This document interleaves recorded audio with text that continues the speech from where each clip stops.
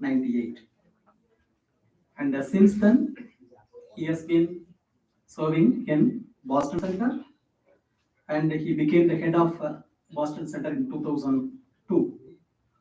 He is currently also the Hindu chaplain at Harvard and MIT. And with this small brief introduction, now I would like to welcome Swami Sagananda Maharaj to give the discourse. Thank you. Keep a little water nearby. Yes, I will come.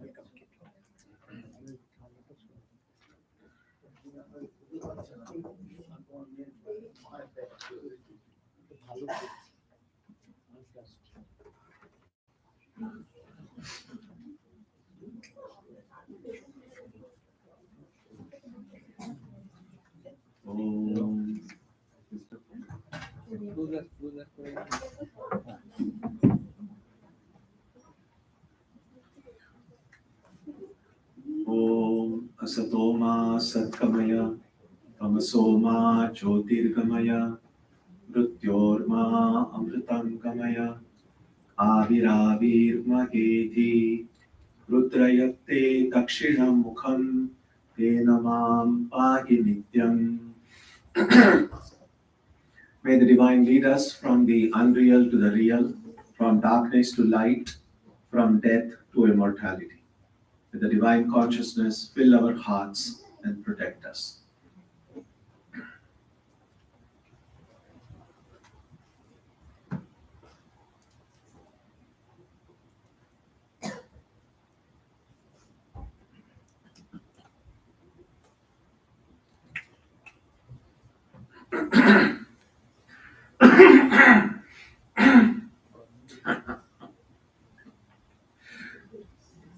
So I'm very, very happy to be here in your midst. This is my first time I'm coming to this ashram, and has been very impressed with the way the center is developing. And I'm sure that through the grace of Thakur and Swamiji, it will flourish more and more in the months and years ahead. I was told that the talks for this will be based on Upanishads, and so I thought I will share with you a few insights from a very small Upanishad called the Amrita Bindu Upanishad.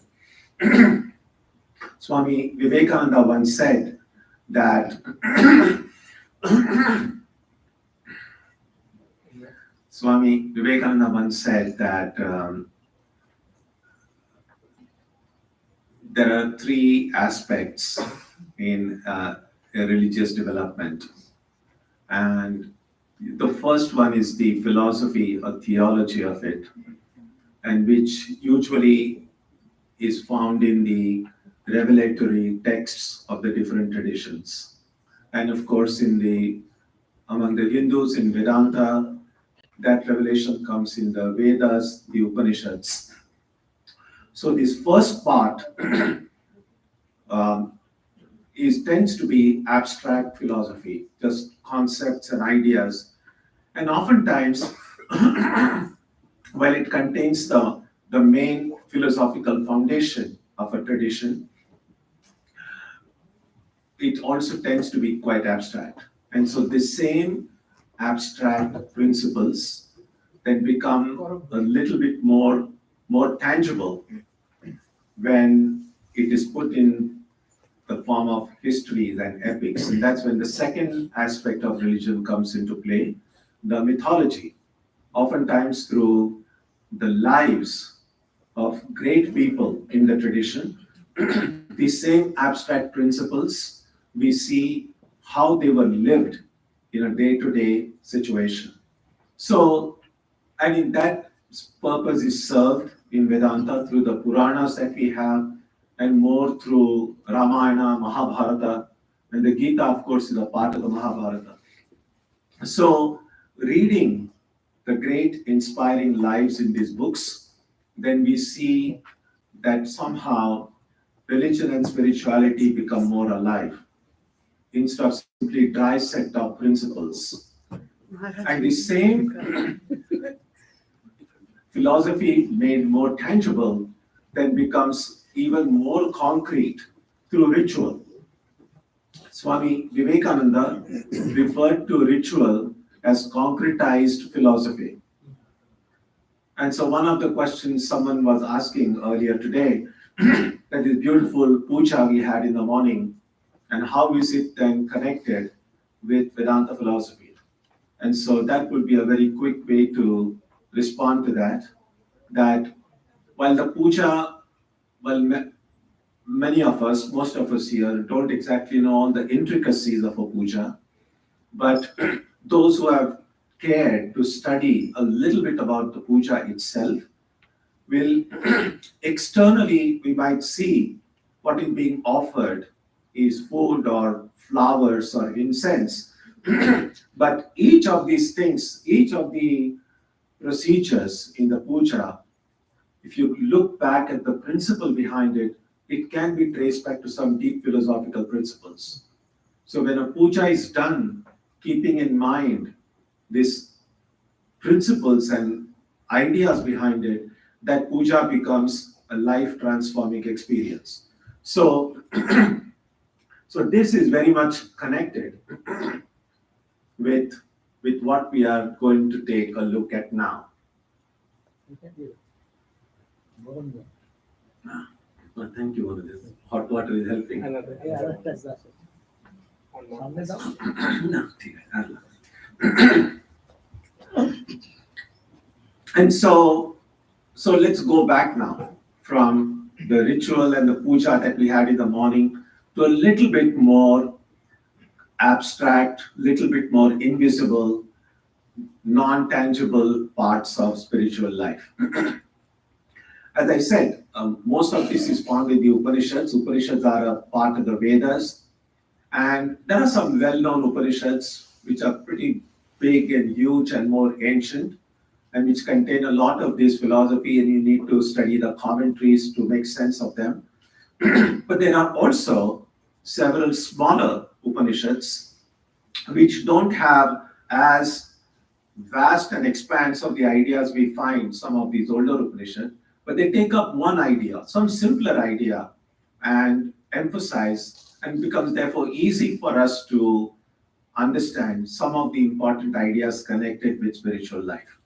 And so Amrita Bindu Upanishad is one of such smaller Upanishads. It has only 22 verses, and we have a limited time, so I'm not going to go through all of those 22. There's no point in just rushing through things. So what I'll do is take a look at some of the important ideas that come in this Upanishad. It begins, the first few verses in this Upanishad deal with the mind.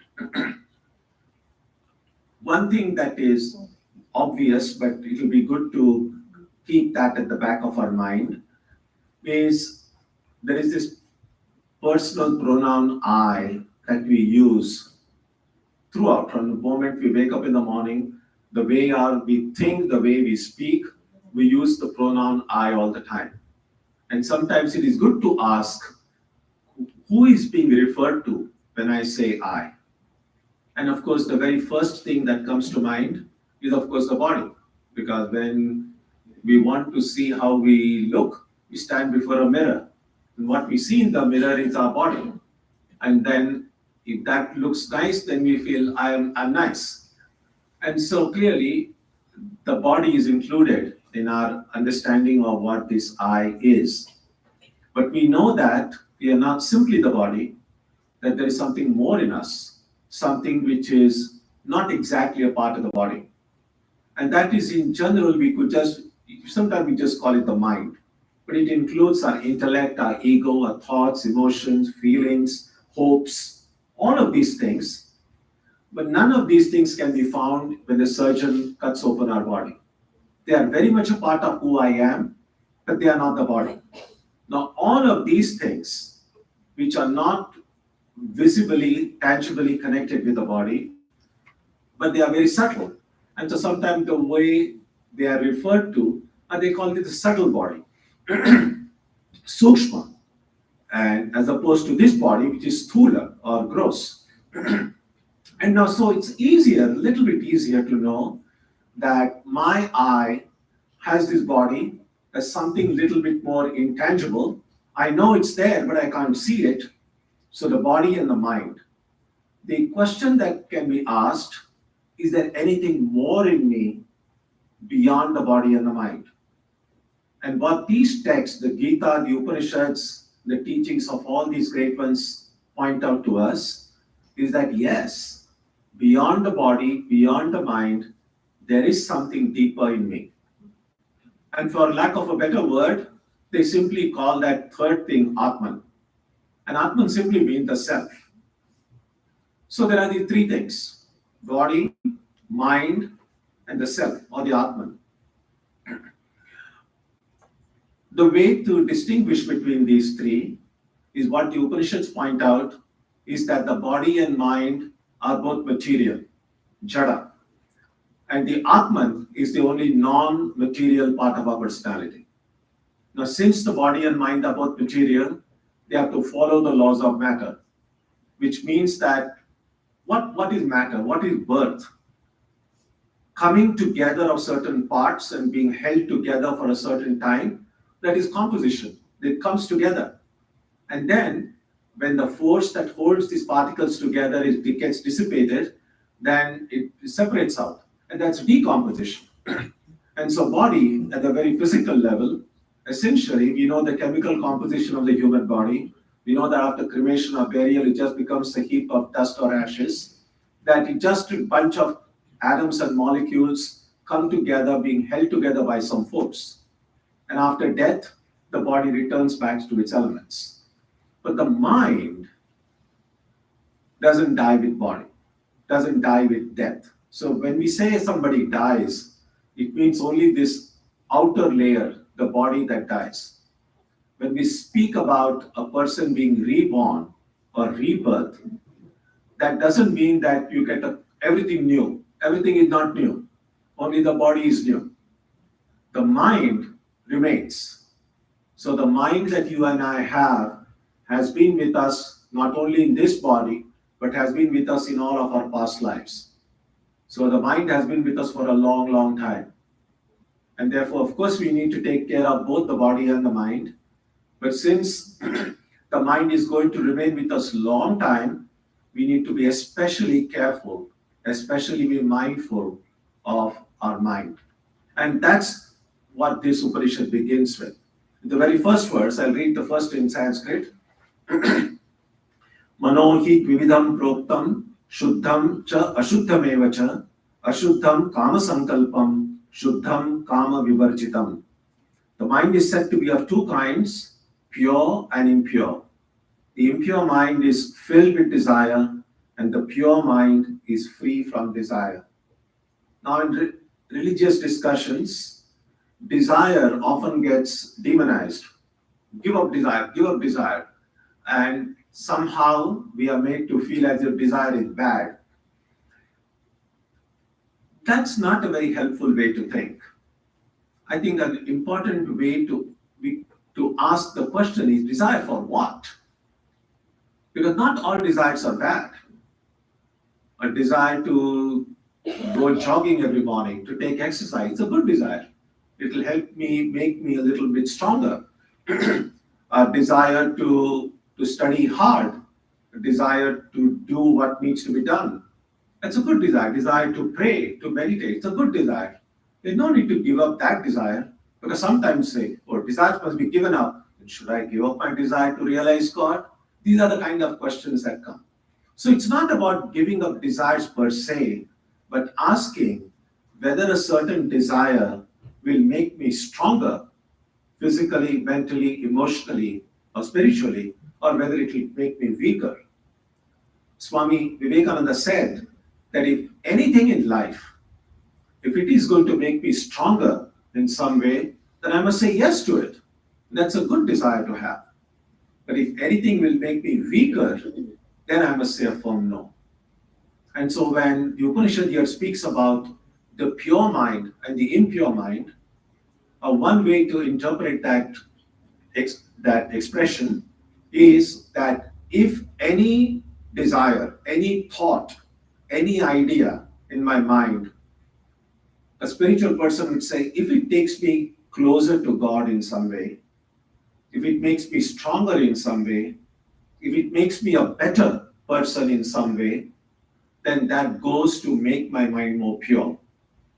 But if anything which will make me weaker, make me forget God, make me forget my spiritual ideal, then that would go to make my mind impure. Because sometimes the word pure and impure either turn off people or confuse people. Like, what does purity mean?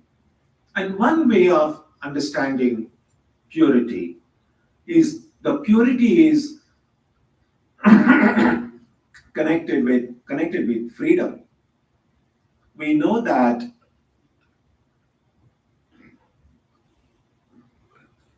this spontaneity, just the way we when we read the Kathamrita, we see Thakur being described as just like an innocent child pacing in his room. We know that little children, when they are very little, uh, they don't have any filters.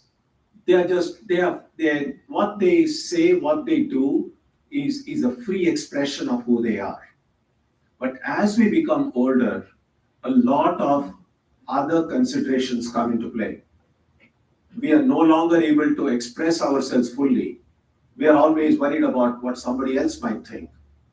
And so that kind of something that stops my spontaneity, stops the free expression of who I am, that is what is really clouding my soul. That is what is taking away the inherent purity of the Atman. And so the word purity, it's helpful to see it in terms of a complete sense of freedom. And as long as we feel these pressures, internal or external, we are not really free. And so there are different ways of understanding what purity or impurity means, but this would be one way that I have found helpful. The verse says, "It is indeed the mind that is the cause of people's bondage and freedom. The mind that is attached to sense objects leads to bondage, and the mind that is detached from sense objects leads to freedom." This one part is often quoted in many Vedanta books and texts. Mana eva manushyanam karanam bandha mokshayoho. So one of the questions that gets philosophically asked is, we speak about moksha being the goal, freedom being the goal. And the question that sometimes can be asked is, who is it that becomes free? Because if you kind of look at the three components of a personality that I mentioned, the body, mind, and the Atman, and if you see the descriptions given in the books, the Atman is already free, always free. It never gets bound. So Atman is not in need of freedom. The body and the mind, they are material, they are perishable. They don't even exist in the ultimate way. So who is it that becomes free? Atman doesn't need freedom. Body and mind are never going to be free because they are just a part of this perishable world. And so it's a kind of a philosophical dilemma. I asked this question to Vedanta Pandit many years ago, that who is it who becomes free? And what he said was, whoever thinks they are bound will become free. And it's an amazing answer. It's so true. Because for a lot of people, I mean, people say, if you just ask them, what is the goal of life? They will just say it's moksha, just because they have read it somewhere, but just because that's the right thing to say. But moksha as a goal is not real to most people. It's not real to most people because most people don't even feel they are not free. Especially when we read phrase expressions such as we are in a free society. We are so much freedom here. And that's true in a relative sense compared to many other parts of the world. We are free. Yes, there's a lot of political freedom, social freedom, cultural freedom. And yes, compared to other parts of the world, we couldn't say that yes, we are a little bit more free. But can we just touch our heart and say we are free in every way? And we find no, of course not. There's so many things weighing us down. If we were really free already, we would have no worries. Everyone would be happy. None of us would need a therapist. And yet, people are worried. People don't get sleep. And so we are not really free. So there is this bondage, but most people, they try to understand freedom in a very superficial way. And if we feel we are already free, then moksha wouldn't make any sense. So rather than defining what the goal of life is just because some book says so, we have to ask ourselves, what am I really seeking in life? I mean, that's the kind of a question you can ask even when you come to the Vedanta Center. That, why do I come here? What am I really seeking? If I'm just seeking, oh, company of good people, you'll get it. If you're just seeking, oh, I can have some good time, good delicious food on special days, you'll get it. We get what we find. But it's also possible to come here and say, here is the presence of the divine. That a place dedicated, inspired by the great teachings of Thakur Ma and Swamiji, that coming here and praying and meditating will transform my life. And to the extent it can transform my life, it will help my family as well, my friends as well. So if someone who comes to Vedanta Center with that idea, that it will make me a better person, a better human being, they will get that as well. So we all ultimately find what we are looking for. And therefore, what we have to ask is, what am I looking for? What do I really want? And yes, we read in Sri Ramakrishna's teachings, he does say, God realization is the goal of life. And then sometimes, because we love Thakur, we love his message, we are devoted to him, we might also then say, oh, God realization is the goal of my life. But again, it's sometimes good to just wait and say, why am I even saying that? Am I saying that because Thakur said it and that's why I'm repeating it? But what does God realization mean to me? Well, that is the Vedantic spirit, that read the teachings of these great ones, the lives of these great ones,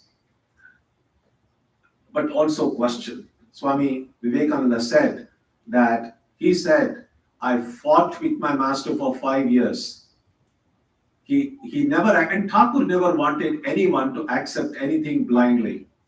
He said, test me as a money changer changes the coin, right? So he wanted, and we have to do that, not accept anything blindly, but accept whatever makes sense to you. And if it makes sense to you, and that's the second part is more important, and that is, if something makes sense to you, if it rings true, if it resonates with your head and heart, then don't just stop there.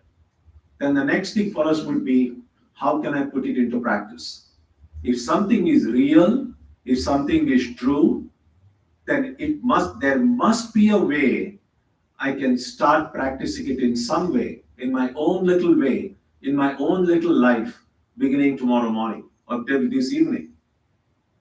Because sometimes we acknowledge the rightness of an idea, we say, oh, it is wonderful, it's very nice, and then we go about our day-to-day activity the way we have always been.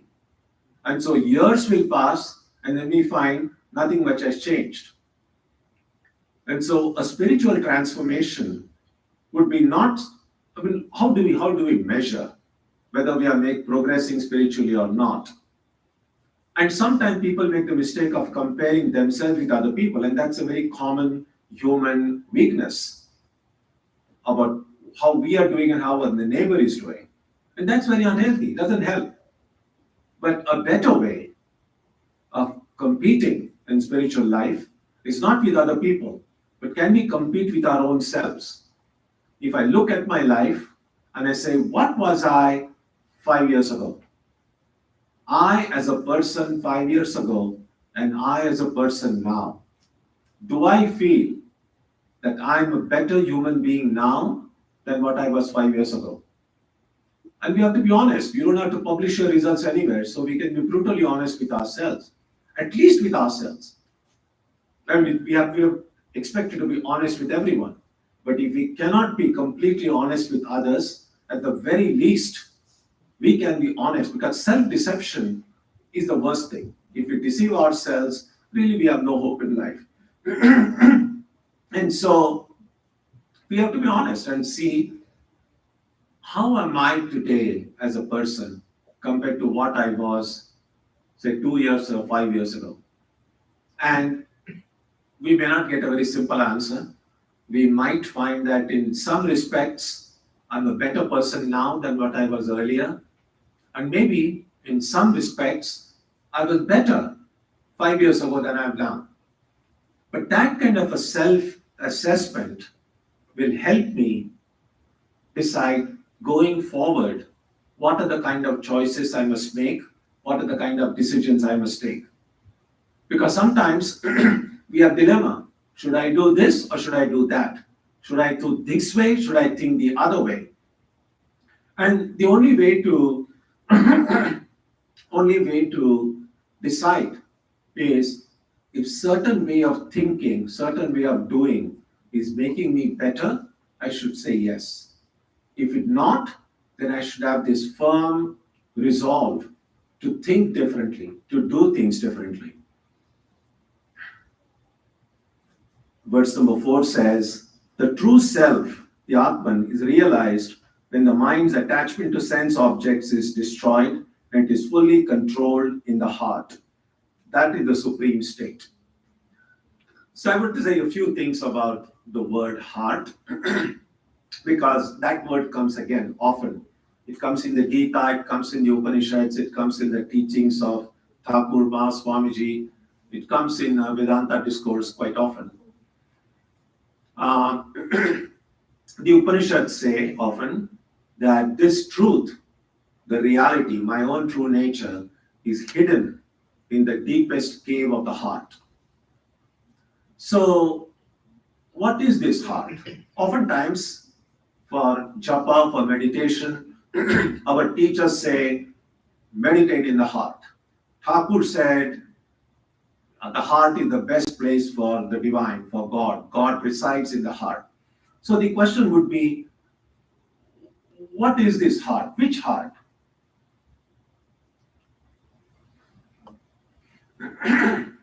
And the reason for that is, clearly, the physical heart is, there's not much place for anybody to stay there. I'm just filled with blood.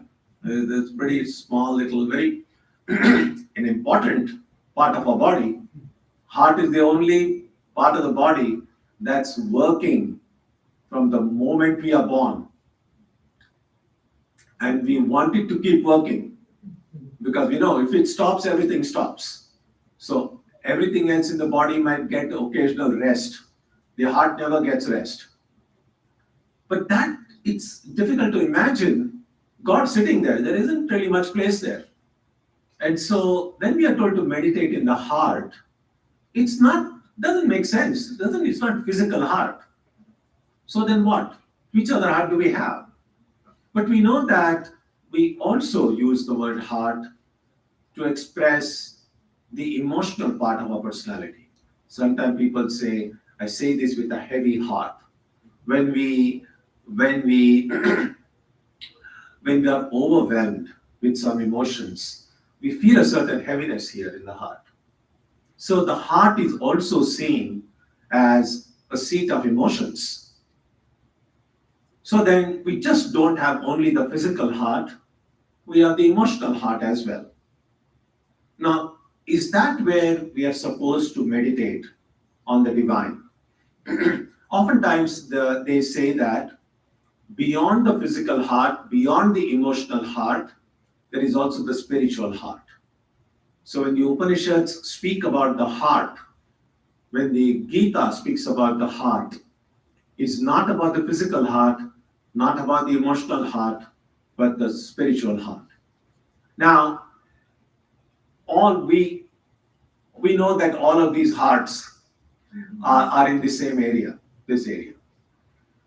But one of the biggest challenges that occurs when we try to begin our meditation is to locate where the heart is. It's a little bit like if someone had never come to the Vedanta center here before, and they have only a general idea about the area in which the center is there. So they may be able to come fairly, but then they'll have to search in this area to find this place. Nowadays, because of the GPS and the smartphones, it's a little bit easy. But in the olden days, if you didn't have an exact address, then you had to kind of go on round and try to find it. Something like that might happen in the beginning when we are told to meditate on the heart, and of course we try to close our eyes, try to think, and most of us, we right in the beginning, all that we see is darkness. And you said, well, I was supposed to find God here, but I'm just seeing darkness, and that's because I haven't yet located the exact spot where the heart is. So in the beginning, oftentimes the search is for the exact location of that place. And eventually, through our regularity, through our faith, through our devotion, through the following clearly the instructions given by our teacher, we eventually succeed. And then we begin to get a glimpse of the presence of the divine. So when we think about the heart, that would be one important thing to remember. Sometimes people, when they start to meditate, and sometimes people get very emotional while meditation. Sometimes tears might come. And so the way that gets explained is that oftentimes, in some cases, is the emotional heart that gets activated. And so just because we are shedding tears is not necessarily an indication that we have become some great devotees or anything. Some of you might remember in the Leela Prasanga, Swami Shardananji mentions about, in one place he says, about tears, they come either from the outer edges of the eye or from the inner edges. And he said that when you are praying for the divine, if true tears start coming out of love for God, and they come from, I don't remember now, is it outer edges? Outer edges. And then all for other worldly things, it comes from the inner edges. I remember years ago when I was in Chennai, in Madras, so one of our devotees, who used to come very regularly to the center, so she came, and after having read this, and she said that one day she was praying and meditating, and suddenly tears started coming. She immediately left her meditation, went before a mirror to see which way the tears are coming. We don't have to do all of that, but it's good to kind of, it's not, we're not going to prove a point to anybody.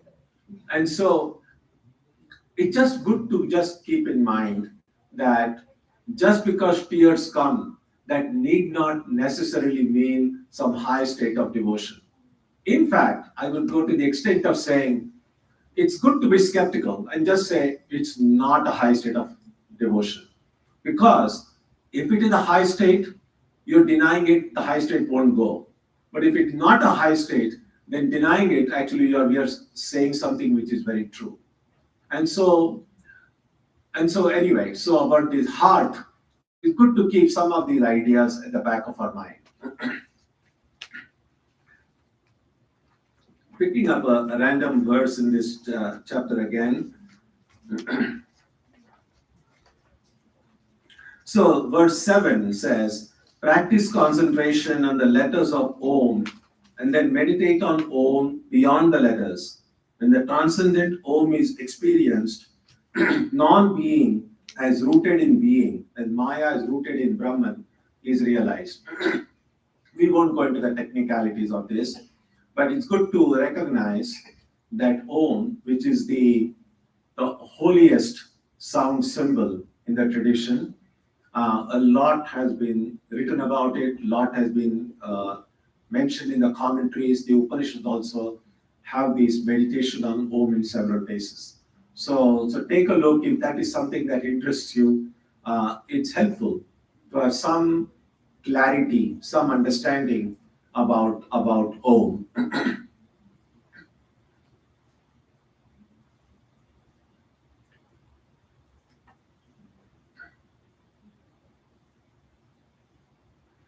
verse 8 says, that alone is Brahman, without parts, without distinctions, and without taint. Realizing I am that Brahman, the eternal Brahman is attained. So, one thing about Brahman, as I'm sure many of you are already aware, there is one word in Sanskrit called Brahma.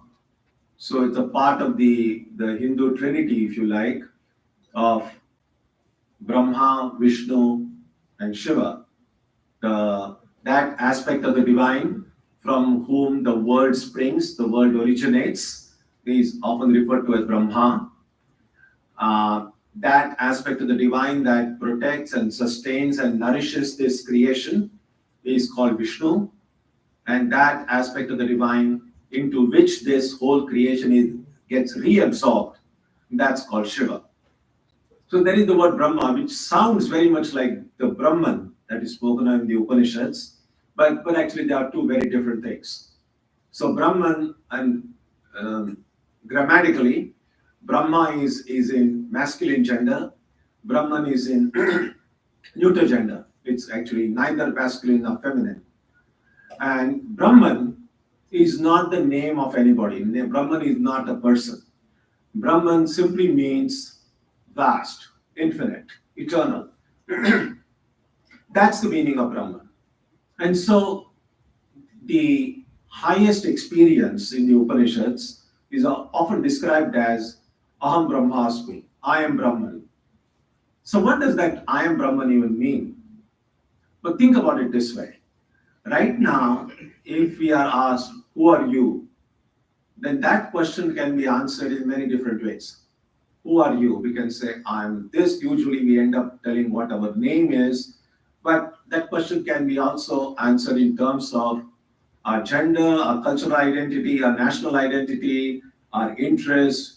Now that the elections are coming, you could say, I'm a Democrat, I'm a Republican. There are any number of ways you can answer the question, who are you? And so our identity, or at the very least, what we can say is, I'm a human being. And what these texts are pointing out is that if we look deep in our being, we might discover that the answer, I'm a human being, probably not that accurate. If we look deeply within us, we might find some other being there. And that other being is the divine being. That whom we see as Jiva, this kind of an individual who is in bondage, is the same as Shiva. That in fact, where I'm seeing a human being, there is actually a divine being. And so the Upanishads give this classical example that is often given. Many of you would have heard about it. If you are interested in this theme, that what they say is Rajju Sarpa. That if there is a coiled rope in a room which is semi-lit, then because you're not able to see the object clearly, you could mistake that rope for a snake. And so you're saying this is a snake. And you are being honest. It's not like you are lying or something. You are seeing a snake, so you're saying it's a snake. But if you look deeply, and if you switch on the light, you might find, oh, it's not really a snake. It's only a rope. And so your earlier statement, although said with complete sincerity, was not accurate. Because once the light came, you saw the truth that it's the rope. Exactly the same way, right now, we're saying, I'm a human being. But if we switch on the light, and this external light won't help, if I can switch on the internal light, then I might see, oh no, I'm not a human being, I'm a divine being. Now, I cannot see the human and the divine at the same time. Just as you cannot see the rope and the snake at the same time. As long as you're seeing the snake, you're not seeing the rope. In order to see the rope, the snake has to vanish. And that can be a little bit scary. We know that the first time Narendranath, Vivekananda, as he was early known, when he goes to Thakur, And Thakur touches him, and this little eye with which he was familiar begins to disappear. And he just shouts, he said, "What are you doing to me? I've got my parents at home." And then Sri Ramakrishna says, okay, this is not, it has to wait for a while. In course of time, it'll happen. So this little human being disappearing has grave implications, because all of our connections with the world, all of the relationships we have, all of the possessions we have, everything that has become meaningful to us, everything disappears. And then, of course, I will know, or I will be the presence of God. I will be the presence of the divine. That's what the state of enlightenment is. That's what God realization is. Scary. We would all like to have vision of God, but it will be God and the world. We don't want to let go of this, and that's where the main problem is. It's a little bit also like, sometimes they say that once you realize God, you will not be born again. Again, not an attractive goal. People get worried. Well, I'm not born again, where will I go? What will happen to me? You see, there's a story about a great writer who wrote a travelogue. He had gone to France for a week, and then his experiences in France for a week. Then he wrote a wonderful travelogue about his 7 days he spent there. And then the book was published, titled 7 Days in Paris. And although the book was great, it completely flopped. No one seemed interested. Then the publisher had a brilliant idea. So he recalled all the books. They didn't change a word from the book. They just changed the cover. They changed the title. From 7 Days in Paris, they changed the title to 7 Nights in Paris. And the book became a hot seller. Now, if someone spends 7 days in Paris, of course they'll spend 7 nights in Paris. But the way you present it, the way you package it, makes a big difference. And so sometimes when people are told, if you realize God, you will never be born again, not attractive. But we say, you will never die again. But that sounds wonderful. But actually it means the same thing. That if I'm not born, of course I will not die. And so sometimes we have to be careful that when we read these statements in the books, see what its implications are. Because sometimes some way of expressing may not be that attractive, may not seem that relevant. But if you look at all the implications, then we suddenly begin to see how helpful it can be. I'll just take one more verse and then maybe we can have a few minutes of question and answers.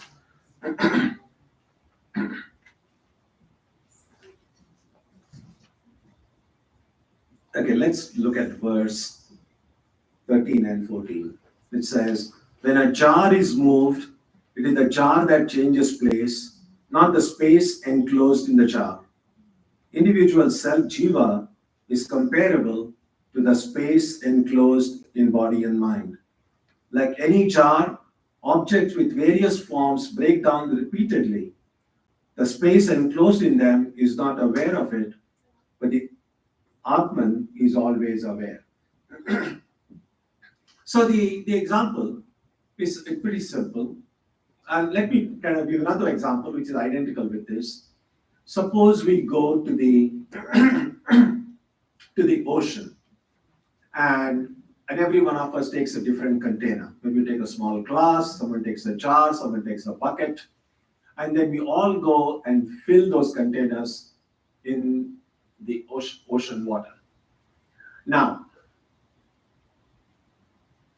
if that water inside each of those containers could speak, and if you start having a conversation with them, then you ask that water inside the glass, hey, who are you? And say, I'm a glass water. You ask the question to the water in a bucket, it says, who are you? I'm bucket water, I'm a jar water. And they all have their identities. Yeah, of course, a glass water will become a glass water because it is enclosed by the glass. But not too long ago, it was the ocean water. If you go and just immerse that glass inside the water of the ocean, it might still feel it's the glass water because it's still able to experience that glass. But then you break that glass, that ocean water, which was already ocean water, then becomes one with the ocean. And then you say, oh, I'm the ocean. But even when it was inside the glass, it was still the ocean water. Now that's our situation. We are in these, every one of us is in a distinct containers of our own body and mind. But what is inside the body and mind is that pure awareness, that chit, that Sat Chit Ananda, that chit is the same. So physically, all of us have different bodies. All of us have different minds. We don't have a different Atman. The Atman inside is the same. And so realizing I am Brahman really means this container which was restricting my true extent, which was making me feel smaller than who I really am. If that goes away, I become infinite. Now the good news is that we don't have to die to realize this. You see, some people believe that after they die, they will go to heaven and be with the Lord forever. And God bless them. It's a wonderful way to think. But even people who believe that they'll be in heaven with the Lord after death, they are in no hurry to go and meet the Lord. Even when they believe that heaven is a place of eternal joy, they still want to continue in this terrible world. And so that's the downside of it, that in order to go to heaven, in order to be in God's presence in heaven, we first have to die. And so therefore we feel somehow it can wait. There is no need to rush that. On the other hand, if I want to know I am Brahman, I am eternal, in order to become enlightened, I don't have to die. I can get that knowledge right here, right now. And none of us need ever think that, oh, I'm just a beginner, it's going to take many years before I do it. Not a helpful way to think. If we truly believe in the redeeming power of grace, then we should be ready that Thakur's grace, Mother's grace can come any moment. Maybe today when you sit for japa, Mother's grace can come and you might become enlightened. So oftentimes the obstacle to our progress, we ourselves are obstacle to our progress. In a sense, I think about it this way. When we sit to do japa or meditation, and sometimes people are very regular, very devoted, very earnest, but they also are very methodical to the extent saying, no, next 30 minutes I'm going to meditate. After that, I need to go and finish that shopping. I need to do that, all of that. Now, we might see what's so wrong with that. The wrong thing with that is, it just at least betrays the idea that I think in the next 30 minutes when I'm going to meditate, nothing much is going to change. I still have to go and do my shopping. I still have to finish all this work. But if I have that complete faith that Mother's grace, Thakur's grace can come anytime, then every time I sit for meditation, I should think, today, before I get up, I'm a Jivan Mukta. I'm an enlightened being. Maybe you won't have to do shopping anytime again, anytime soon. So that hope is very important for progress. Because if we sit with the idea, it's going to take a long time. Let me tell you one anecdote before I stop. One of the first duties I had when I joined the order was taking care of our books. I joined the order in our ashram in Mumbai, and the duty I had was a small showroom we had in taking care of the books. So we had this one middle-aged person, but now the age that I am, it just seems like a young person. But at that time, I was only 19 years old. So to me, that person seemed like quite old. So he would come every Sunday and buy some 3, 4 books. And I was happy because I'm selling my books and that's good. But every week he was coming and buying 3 or 4 books. And so I just couldn't stop. I couldn't hold myself. And after a few weeks, I asked that person, I said, every week you buy 4 or 5 books. Do you really read them? And then he was very earnest and honest. And he said, in the beginning when I started buying these books, it was with the idea of reading them. But then I found, no, I don't think I'm going to read them. So he said, in this life, I'll only buy books. The next life, I will read them. Now, but I have heard many devotees, many sincere devotees, say something like, "Ei janme holo na, agami janme dekha jabe." I can see that in next life. Not a good way to think. If we have faith in Thakur and Ma, don't even think about the next birth. That whatever I'm going to realize, I'll realize in this birth itself. Through Mother's grace, it might be today, it might be in the next 5 minutes.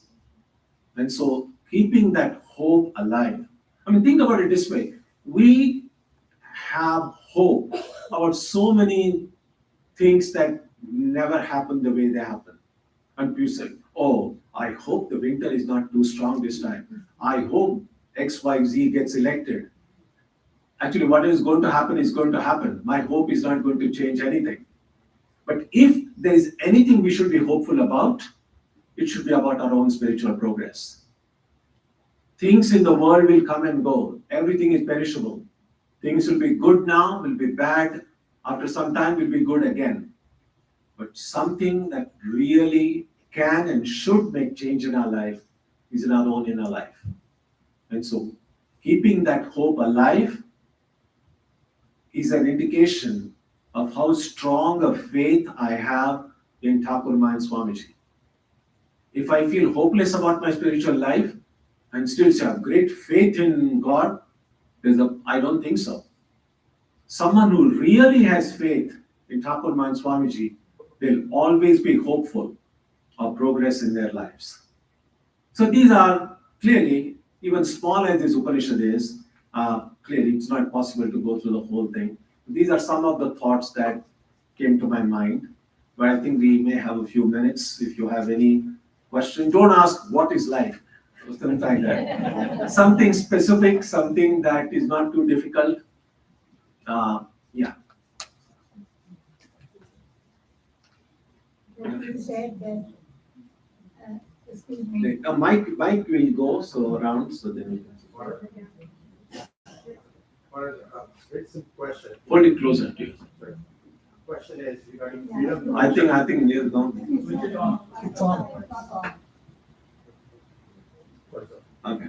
You mentioned about freedom from body, freedom from mind, and also Atman. Atman obviously is on the street. Body is also obviously know that we can be free because when we go, the body goes. Relative to the mind is the subtle body. That still continues to the continuum, right? So that is, in what sense it's not material? That's my question.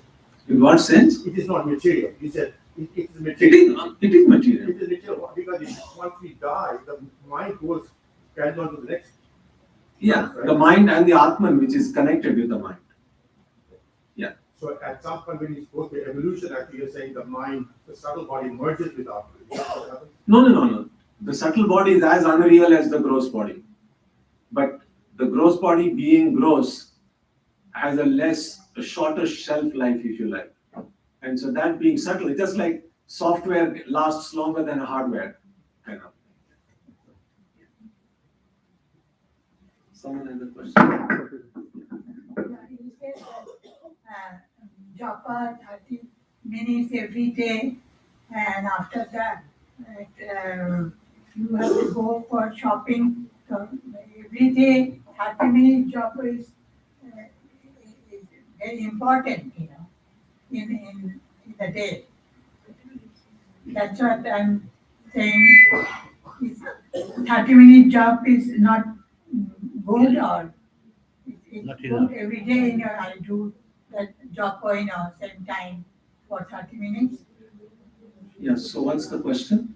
Question is, you said that If we plan to go 30 shopping or minutes something you right do after and the then go japa. for No, shopping. I'm not asking people should go shopping. Or stop there. 30 minutes is good.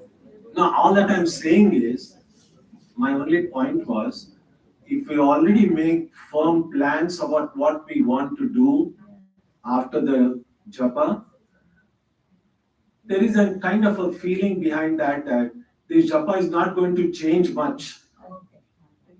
but it has the potential to change a lot. I can become enlightened, and then all shopping, etc., may not be of any significance. That's what I'm saying. All right, thank you.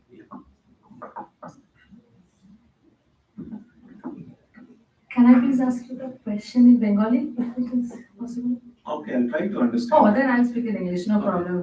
Pranam level more. Uh, People say that you have something called destiny or fate, right? Like whatever is there in your luck, in your destiny, that will happen. But people also say that with your karma, you can change your destiny or fate. So how karma and destiny or fate are closely related? And indeed, can your karma change your fate? That is going to happen in your life. There is no such thing as destiny. There is no such thing as fate. It's just karma. So what will happen tomorrow? That it's like there is nothing like that, right? No. Okay. Okay. Sit down. Okay. It's like this. I think karma it's a big subject, and one of the difficulties about karma is that karma is action. The results of karma are called karma phal, fruits of action. In terms of experience, the fruits of action are basically the sukha or dukkha, joy or sorrow. One of the reasons why karma can sometimes get confusing, because sometimes when people want to mean karma phal, they still use the word karma. Oh, what to do? This is my karma. No, this is not my karma. This is my karma phal. And so this using the same word for both the action and its results is one part of confusion. Second thing is,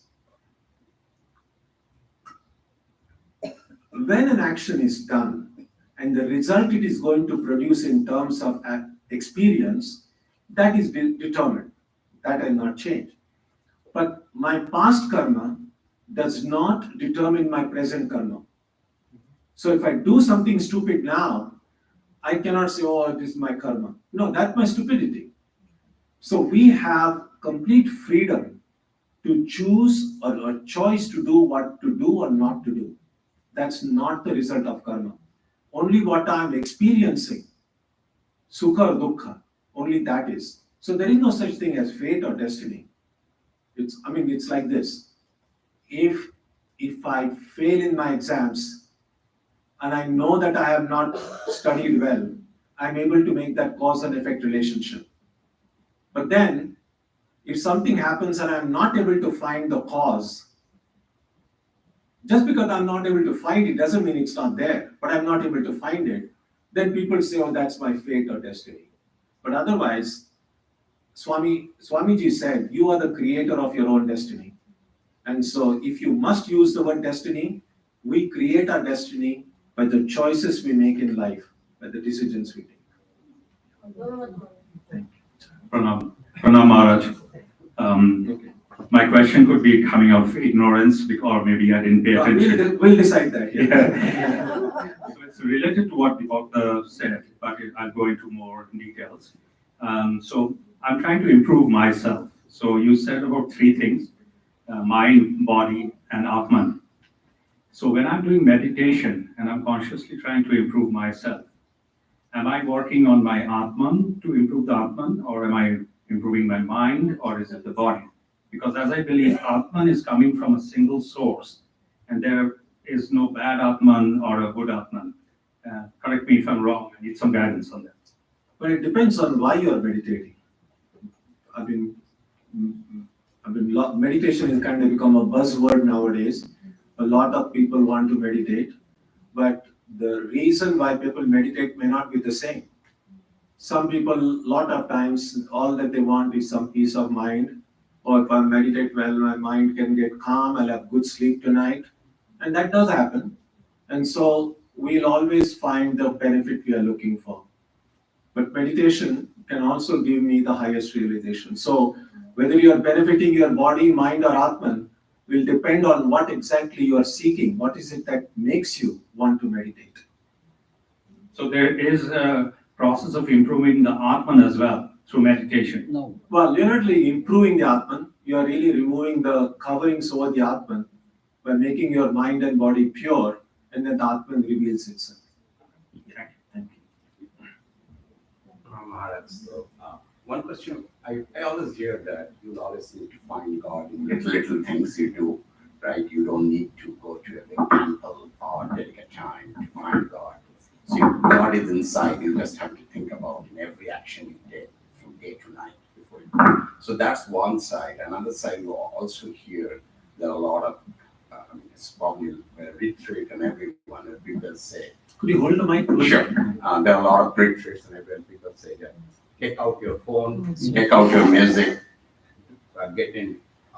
get no outside touch with anyone, be yourself for 7 days. That will help you get out of this lot of what I call like attraction or attachment you have in your life. So I like to get your some of the perspectives. Again, there is no certainly one kind of a master key for all situation. Some people might be benefited in one way, some people might be benefited in other way. But then I think it's very easy to say, oh, no need to go to a temple, then find God in little things in everyday life. It doesn't work. I think only those who have gone to temple, made some commitments to a deeper spiritual life, they will be able to then find God even outside the temple. But you've never gone, I mean, it's like this. God is everywhere. We don't need to go anywhere to find God. But someone who is everywhere, at present we don't see anywhere. So at the very least, there should be at least one place where I'm able to feel God's presence. And so if someone right in the beginning starts saying, oh, God is everywhere, I don't need to go to a temple, that person is deluding themselves. I think wherever, could be any place of worship, where one is able to feel the presence of God, then there is some hope. At least in one place, I'm able to feel God's presence. And if I'm able to feel God's presence in one place, then maybe I might be able to find it in 2 places, then 3 places. That's the way to increase. I think that might be more practical. Swami, thank you for the lecture, very helpful. I have a question for you. It really relates to what what I think someone else asked, half an hour of meditation, right? And the way I look at it is that's very good because it helps you. But really meditation is a constant process. It's constantly thinking whatever you do that you are really doing what's God's will and you are doing the best you can every time you try to do something. And in a way, I feel meditation throughout the day is almost a constant process. I don't know what your thoughts are on that. Well, if someone can meditate throughout the day, keep their mind on God, they are very fortunate. No, It's not easy. No, I know that, but like I meant, like if you're doing anything, right? It's almost like a karma yoga type of thing. Whatever job you do, even if it's cleaning the kitchen or doing something at work, whatever you're doing, you do the best you can, and say, you know what, I'm going to do it because it is in a way it's almost like a meditation because or karma yoga, whatever way you want to put it. That's so I was trying to equate those two to say it goes beyond that. When you said it goes beyond that half an hour, it goes throughout your life, throughout your day. Yeah, I don't know what to say about that. I mean, I do feel even half an hour of earnest, serious meditation will make it easier than to think of God at other time in the kitchen and in the workplace, etc. So this is not to belittle the importance of actually sitting down and meditating for whatever length of time one can. Because there is a great, it's much easier to delude ourselves into thinking, oh, I'm just doing everything for God, everything is Karma Yoga. It's kind of a feel-good, convenient philosophy, which can make us feel kind of nice and happy and good. And if that's all that one is seeking, that's okay. But I think a real inner transformation will need some more serious commitment. No, I agree. I think you need to do both. Pranam Swamiji. You said there is no destiny, there is no fate, no such thing as fate. It's only karma form. Then why is it that this, as the saying goes, no good deed goes unpunished? So you work, you try to the best of your knowledge, do a good job, be kind to others, throughout your life. But why is it that the life may not turn out as well as you had expected to? Which karma is that? What karma form is Well, one if getting things are from not that? going well, there are some karma which made that reason possible. Which karma? How can one find out? Well, we don't remember. We don't remember all the karma we did in this In life. the past What we lives? speak about Okay. past. No, we don't even have to go to past life. Everything in this life itself we don't remember. Yeah. True. Yeah. True. So So I mean, one thing. We have spoken about karma and karma yoga so much. I think one thing is necessary. There has to be an inherent faith that there is such thing as justice in life. In a larger scheme of things, not just at one life or one few years or something. In existence itself, in this relative existence as living beings, there is such a thing as justice. If we believe that, then the karma theory makes sense. But if somebody is determined, oh, there is no such thing as justice, then because karma it's a theory, there is no proof for karma. But karma is simply about justice and responsibility. And if one doesn't believe in justice, then karma will not make sense to them. So justice may come in a form that one may or may not like. Generally we say if something not good has been done, Mhm. then the result will be something we may not like. Okay.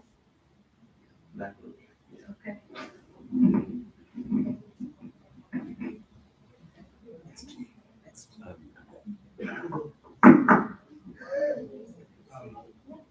My question was, you said that the mind in the Atman is not non-perishable. Oh, no, mind is. The mind is, but It's not as perishable as the body. so the mind from your past life, the thoughts you had or the impulses you had, that carries over into the new body. My question is that the process of eliminating that is that the ultimate to get rid of that. Let's say I'm referring to like let's say bad activities or bad tendencies. The only way to get rid of that is through spiritual and meditation and japa and all that. And what if it does not come that? Like how many lifetimes or how many No. bodies? There is another way also. Yes, of course, prayer meditation does help, but one way is to change the demographic, so to speak, of our heart. That every action that we do, mental or physical, leaves an impression in the mind. In Sanskrit, it's called samskara. And these are very subtle. And it is these that are stored in the mind. And so clearly, maybe in some past lives, we have done some terrible things. And so these terrible samskaras are there. Now, eventually these samskaras will go when we become enlightened. But right now, we can begin the process by, first of all, weakening those samskaras. And there are two ways to do this. And that is, first of all, try to consciously do good things, think good thoughts. So you are increasing the number of good samskaras. So if there is a demographic between good and bad samskaras, you consciously keep on doing good, your good samskara. In fact, Swami Vivekananda said, the measure of a person's character at any given time is the sum total of the samskaras. So if my samskaras are good and positive, we say person of good character. If they're opposite, bad character. But we can change that by consciously doing good things. And every time my past mental habits urge me to think negatively or do negatively, I must say a firm no to it. So every time I say no to it, that samskara become weaker. So right now what we can do is strengthen the good positive tendencies within us and weaken the negative tendencies. And that's the way we can progress. And just a quick follow-up question was, like, let's say a soul of, let's say, Duryodhan, that was such an evil, with his deeds. Is that soul at any point going to attain, evil? For sure, by this time he's already attained it. All right, so I think the time is up, right? Okay, so thank you very much. It was wonderful.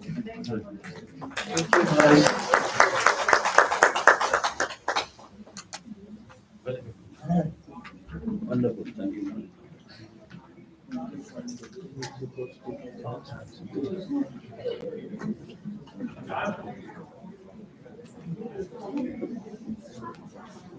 So we're very thankful to Swami Jaganandaji.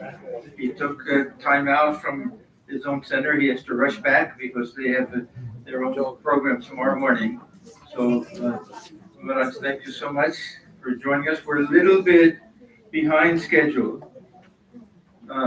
The next program is the choir. So I think they have some time to set up, and as soon as they set up, so don't run off too far, that we'll start the choir program.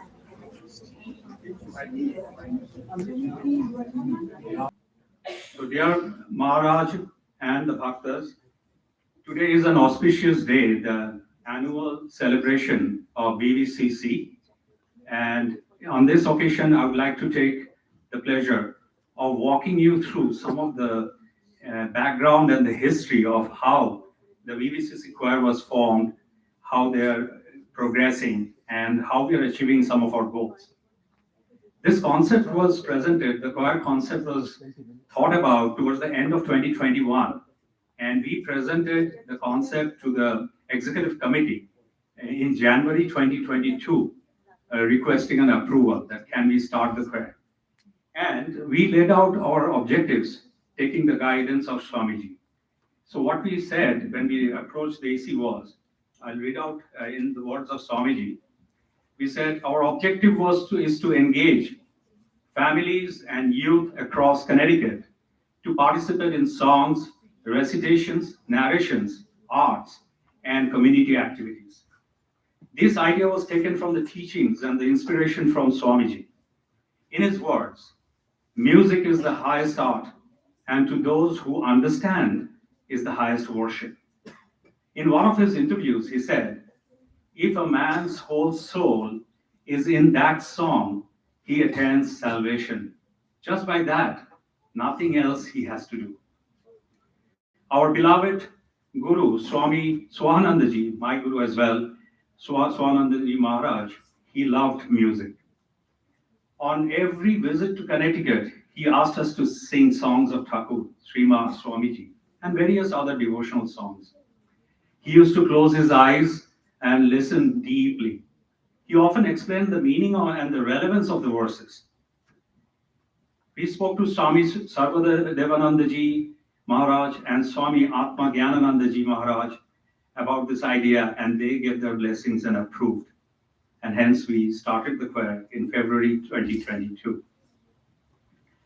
So let's see what we achieved in the choir.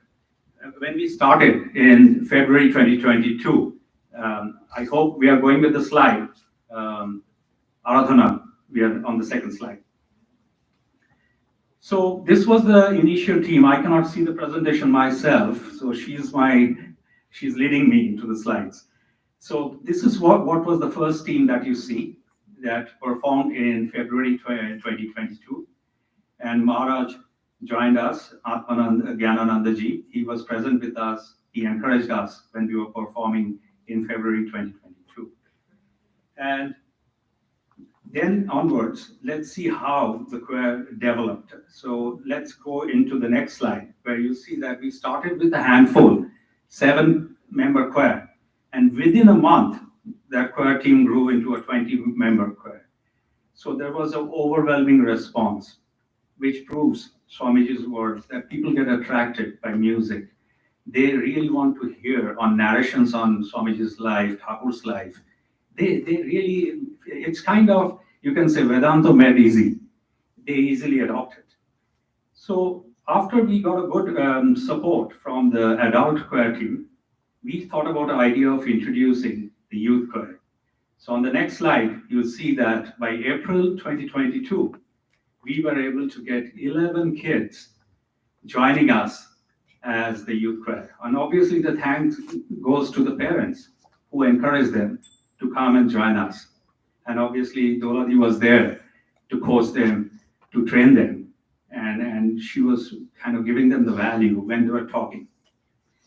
So they performed in April 2022. So I'd like to give you some glimpses of their performance.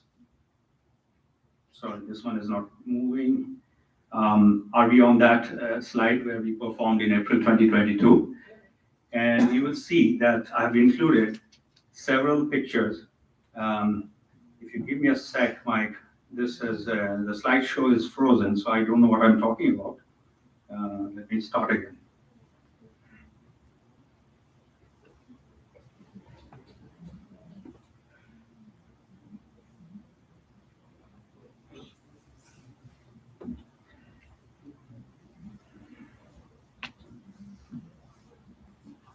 In future, we have to find technology where we can see the presentation from this podium.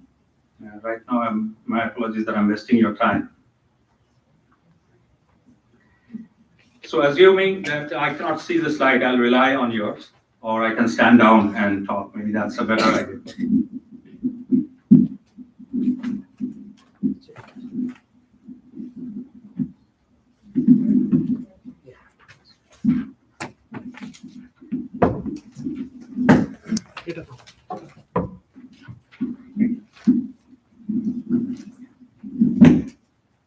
So the youth came forward and they started, thinking through the stories of Narendranath, how he grew his childhood. And through their imagination, they started drawing pictures. The kind heart of Naren, he is giving all the things to the poor people. The brave Naren, when he was meditating, he didn't care whether there was a snake in front of him, when others were all feared. So all this youth choir that is sitting here, it intrigued them. They started thinking, they started producing the pictures. And then they thought about the Parivrajaka, that what did Narendranath do? How did he really realize himself and he knew the people of India, the sufferings of India?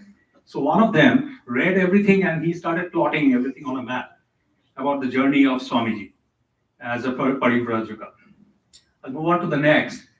See, they got inspired. So when we taught them the message that arise, awake, and stop not till the goal is achieved, when they heard the message, they wanted to really draw Swamiji and his feelings. So you can see that we are slowly putting the seeds in their mind. They're adopting the teachings. They're really feeling about Swamiji and Thakur. So then Bile emerged as an universal monk, and he started traveling. He went to the United States. And they drew a picture of how he meditated and how he was able to plan his journey to the United States. I'll show you one more performance, which was the annual day of 2022. And we combined that annual day celebration with Durga Puja. So they performed something called Mohishashur Mordini while we were celebrating the annual day. We have got a nice story about this. So when we thought about the 9 roops of Durga, Shakti, they were asking stories to Dulari, what does that roop mean? Why is that roop so vicious? Like if you look at one of them, they were saying, why is Mother God so stern? Why is she drinking blood? Why is she killing people? They were asking us questions and we had to answer them. As we were answering them, we also learned from them that they also have some feelings that we cannot be cruel, we cannot be. So it was kind of we learn from them, they learn from us. And then this is from our notice board or the display board you see in the front. They all drew pictures and we displayed it. And this is a snapshot of what they drew. I'll show you some more details on the next slide. Like, you see, this is a roop of Durga. So they thought about Chandi, and we were singing Ya Chandi in song, and this girl drew Chandi's picture. And this got turned. So this is Jago Durga. That was another picture they drew. Move on to the next, please. So we will know different groups of Durga. They did. So that means their imaginations were going. They learned about Durga Puja. They learned about the Navarup of Durga, and they learned about Swamiji and Thakur and Srima. So these were some of the. See, this girl, she didn't have time to draw a picture. She was going to school just the day before the performance. When she saw Shishire, Thik Durga Puja, we get this kind of feeling. She stopped when she saw the sunlight and sunrise, and she took a picture and contributed. Now it's not only the kids. The adults came forward. They started drawing pictures. So Navadurga picture, she drew about Katyani, and look at another beautiful picture. How much time has gone into all the detailing about Swamiji and how Swamiji started puja in Belur Durga Puja. So these are all the adults that contributed, and this is such a nice detailed picture about Durga Puja celebration. So that is all about the annual event of 2022. We came into 2023. And now you see that we celebrated the birthday of Swami Vivekananda. And look at the choir team that performed in January 2023. It's a very motivated team and it keeps growing. And then I'll take you to the annual day of 2023, where this is a nice thought process. So this girl, she thought about, I'm not calling out names because I may miss out some people's name and that won't be fair. So this picture says that how Vivekananda was in the heart of Thakur, and that person who drew it was thinking through it. So I'm trying to express that how they're thinking and embracing Thakur. They were also interested in Vivekananda as a Paribrajuk. He went to Kanyakumari and from there he traveled. So they were visualizing and drawing the pictures. And then when Swamiji returns as the Bir Shonnashi after his visit, they drew it on India's map and said that he made India famous in front of the entire world. So this is about annual day. I'm still on annual day 2023. Thakur was in Dakshineshwar temple, so we cannot leave Dakshineshwar temple. So she thought about the temple and she drew Dakshineshwar Kali temple. And this is our most experienced member of the choir, Prithadi. She drew Bir Shonnashi and the feeling when Swamiji returns to India. As you see, we were with Maharaj Atma Gyanananda Ji when we celebrated this year in the month of March. We had a very good performance in March. So this is the entire team that performed. I'll go to the next slide, please. And the kids performed as well. So the kids performed in March 2024 as the youth choir. And I'd like to conclude towards the end is, I've taken this picture from our website. The idea of what we are trying to do is, we want to spread Thakur, Swamiji and Ma's teaching to all the people in Connecticut. Whatever religion they believe in, whatever race they are from, whatever ethnicity, age or sex. It's not about training the Indians, it is about all. We are inviting people from other groups also, other religions, other ethnicity to join us. And the way these kids and the choir will express is only through songs, poems, recitations and discussions. And that way we can attract more and more people who will come and congregate at VVCC. And over the past 2 years, the choir has grown with the involvement of new families. So all of that is what you see on that side. They didn't know about VVCC in 2022, so they all started joining and the team is growing. And we would like to continue this journey to spread out the message across Connecticut and make it a bigger movement. So let's go to the next slide, please. So I would use this one slide is remarkable because this young boy, he went to India and he met Swami Divyanandaji. And he was so intrigued. He came back, he wrote an essay about his discussion with Swamiji. It is on the notice board, on the display board in the front. So it's not that they're singing, they're narrating, they're reciting. They're taking interest to talk to the Swamiji and get some lessons from them. With this, I'm going to make a concluding message. I hope I'm making it within 15 minutes. It has been a remarkable journey of the choir team over the past 3 years. We have received encouraging feedback from Swami Ishmatanandaji Maharaj. Ishmatanandaji Maharaj, sorry. He commented, amazing pictures. We should preserve these pictures on VVCC's website.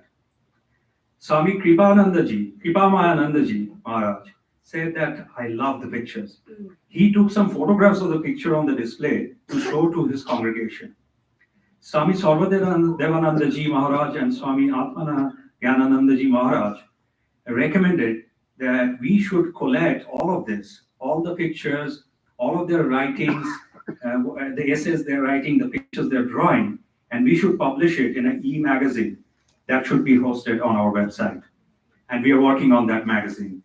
And the last thing I would say, I would like to thank all the parents, not only the parents and the choir member, their family. Their family goes through a lot of sacrifice helping us put together this show. And they're not just putting a show for the choir, they're attending different VVCC events. They're also volunteering, they're supporting the events, and they're performing at the same time. So thanks to all of you for this support. And my pranam to Maharaj.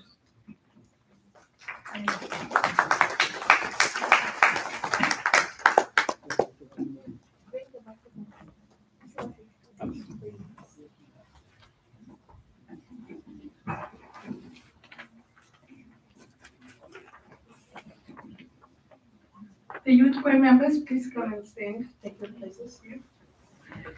What Shubhashish mentioned, as they stand, I will continue.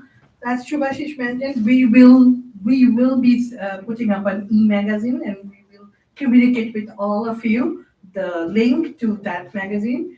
Please look at it, please visit that site, look at it, enjoy what the kids are doing, and share it with people, your friends and family. I'm sure in India, the grandparents and the uncles and aunts, they will be amazed to see that the kids living here, growing up here, are also learning this, doing this, practicing this. Share it with your friends so they know what we are doing here at VVCC, and they might also want to come. I know that many people did not know about VVCC even a few months ago, and so they always come and tell me that. So having said that, thank you all for being here, Pranam Maharajas, and I will now proceed to our program today. Over the last 2 years, we had done a 3-part series on life and work of Swami Vivekananda. And many people, particularly Rakhi has encouraged me to repeat those programs. So we will start here today again with the life of Swami Vivekananda. Although the title is the same and the subject matter is the same, we have reorganized and rearranged the initial one, so it's not completely the repetition of the old one. Excuse me. And as always, we will project the translations of the songs that we are going to sing on the TVs up there. And we will also project newer pictures, not the ones that Subhash just showed, newer pictures on Swami Vivekananda and related matters that the kids and the other choir members have done. Hopefully you will enjoy. We will begin soon.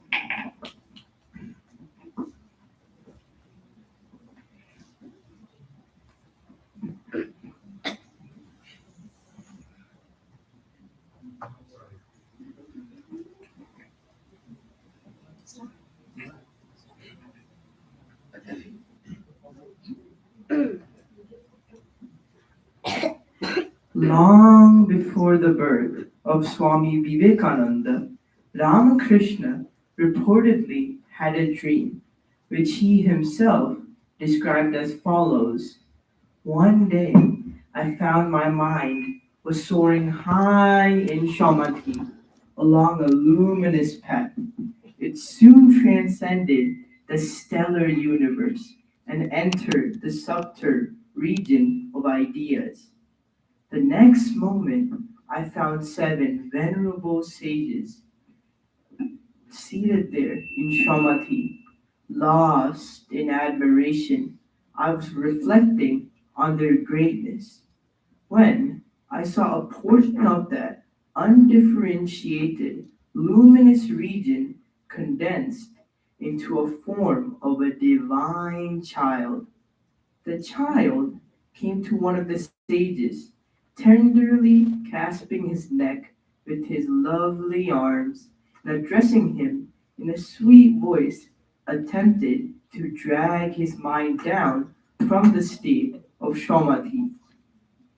The magic touch roused the sage from his superconscious state, and he fixed his unmoving, half open gaze upon the wonderful child. His beaming countenance showed that the child must have been the treasure of his heart. In great joy, the strange child said to him, I am going down.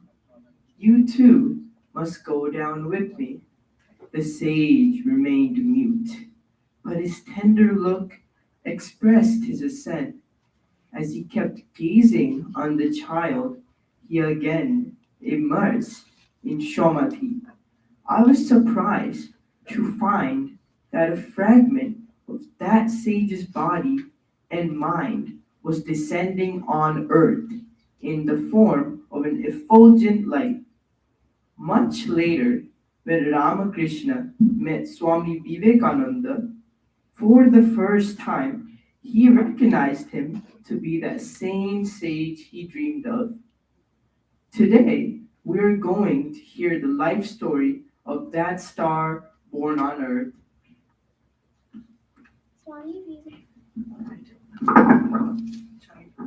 Childhood and early life.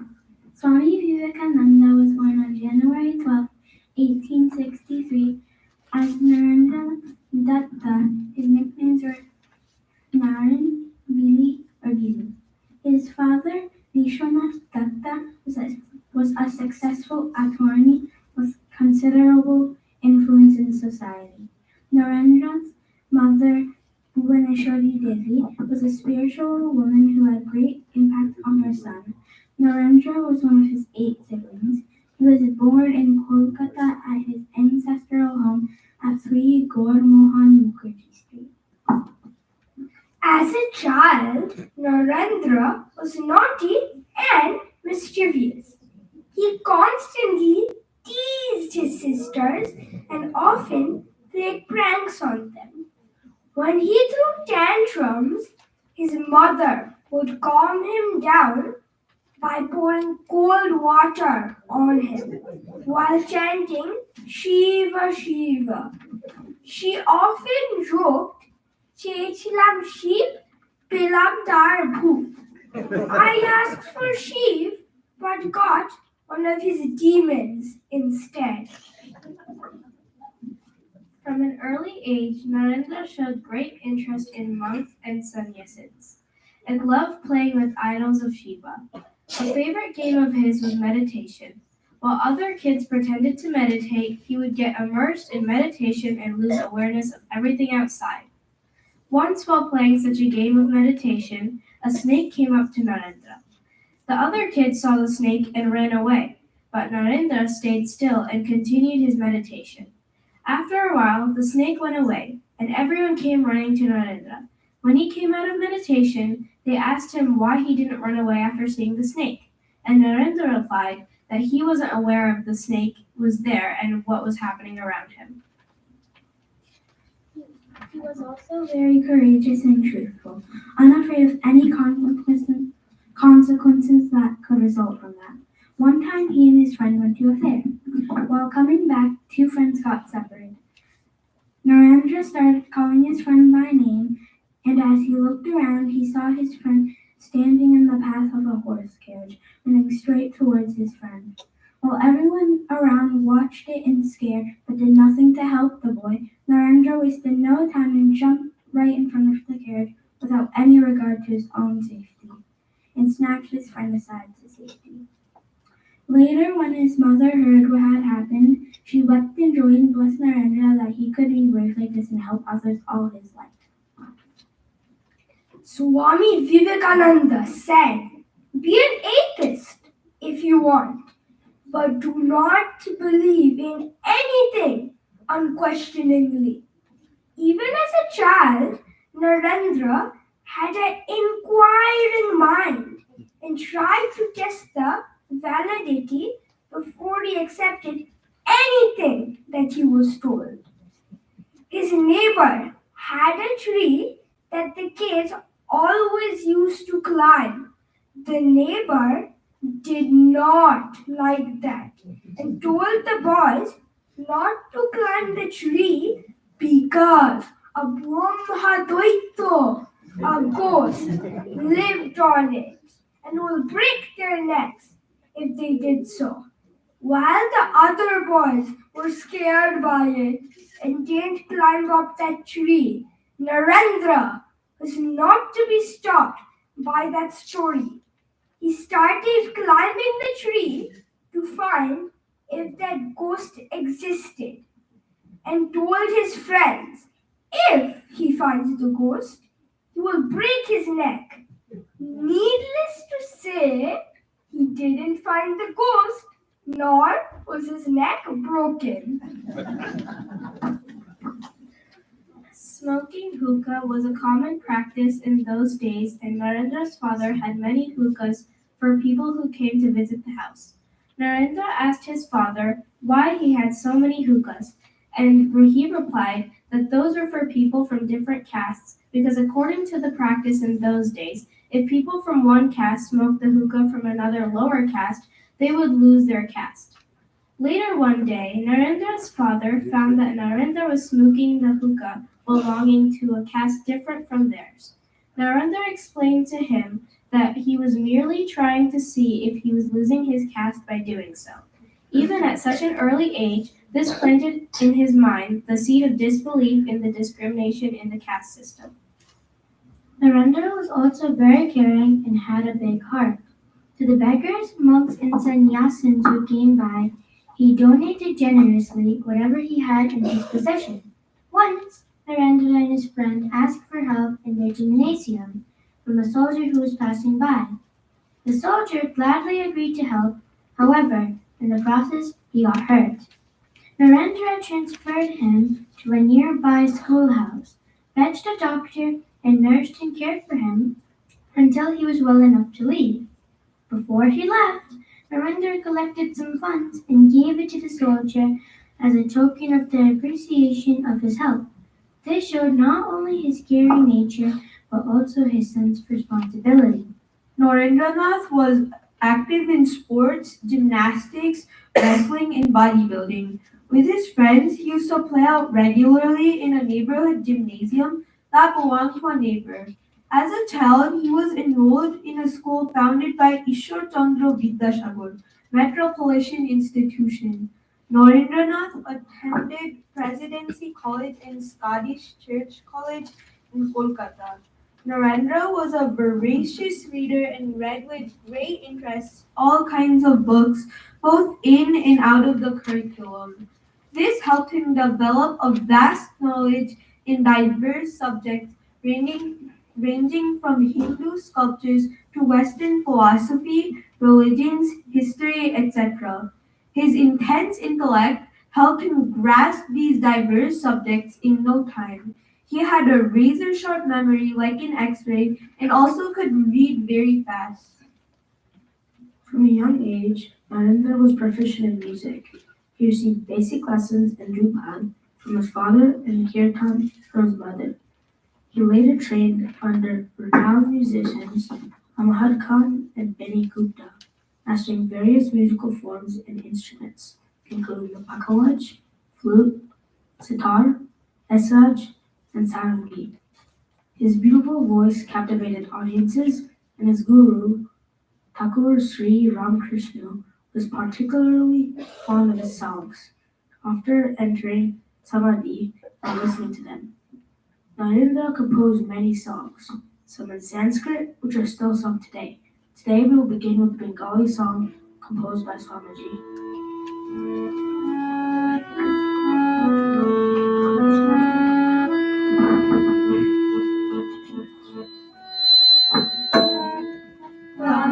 तातया नाचे भोला बम बम बजेगा तातया नाचे भोला बम बम बजेगा धीमी धीमी धीमी डमरू बाजे धीमी धीमी धीमी डमरू बाजे धुनी से कपालो मार तातया नाचे भोला बम बम बजेगा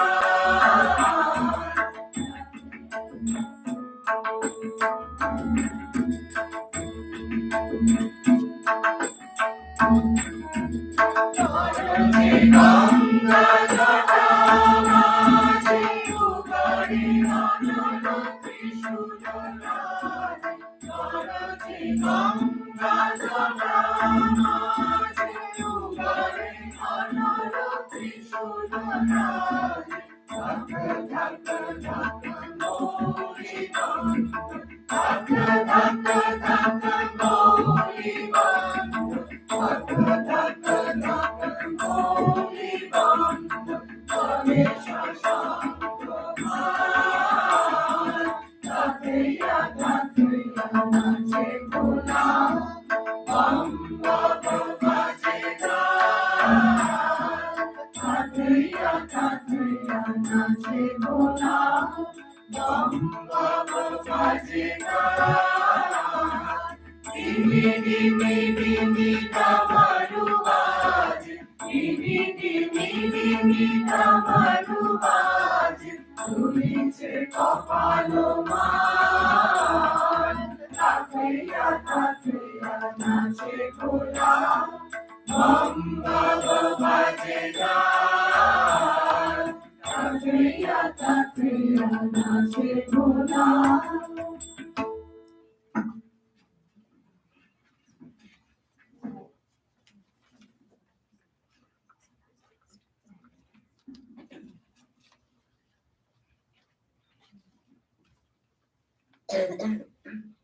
Becoming a believer and disciple of Ramakrishna. Narendra was an avid reader who studied a wide range of subjects, including Hindu scriptures like the Bhagavad Gita and the Upanishads, as well as Western philosophy, history, and spirituality. By the time he graduated, he had amassed extensive knowledge, which led him to question the existence of God and adopt agnosticism for a period. Despite this, he couldn't entirely dismiss the idea of a supreme being. He became involved with the Brahmo Samaj, which promoted belief in a formless God. But his philosophical questions about God's existence remained unresolved.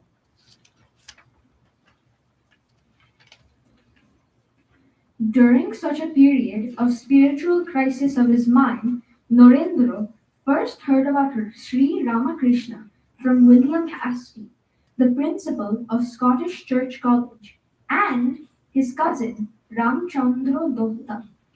At the age of 18, Narendra visited Ramakrishna at Dakshineshwar. After he met him in his room with the other devotees, Ramakrishna requested Narendra to sing a song and was deeply moved by Narendra's singing.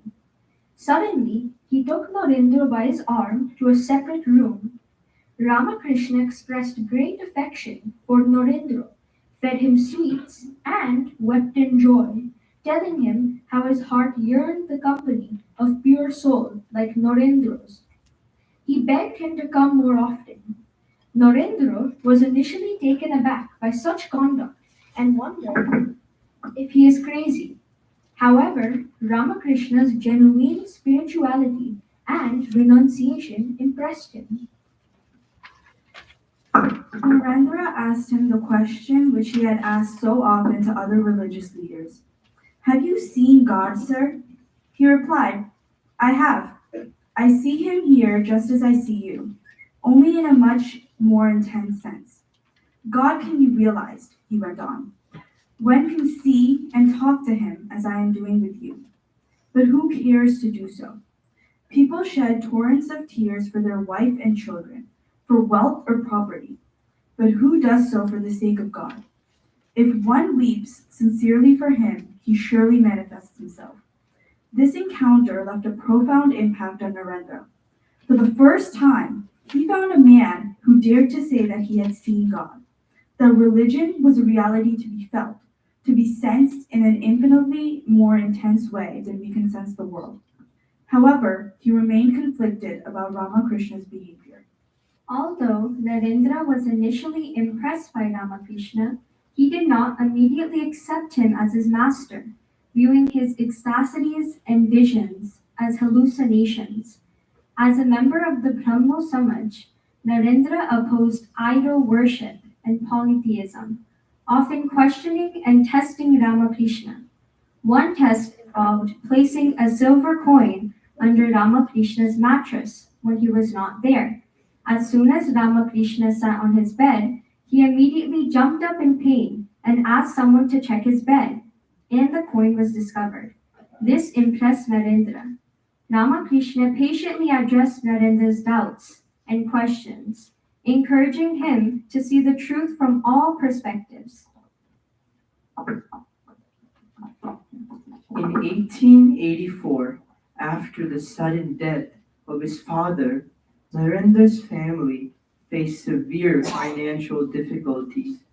Desperate, Narendra asked Ramakrishna to pray for his family's welfare, but Ramakrishna suggested that he pray himself. Narendra tried 3 times, but he could only ask for spiritual qualities, not material wealth. This marked the beginning of his spiritual awakening. Narendra eventually accepted Ramakrishna as his guru and embraced an ascetic life. In 1885, as Ramakrishna developed throat cancer, Narendra, Ramakrishna's other disciples, took care of him during his last days, and Narendra's spiritual education continued.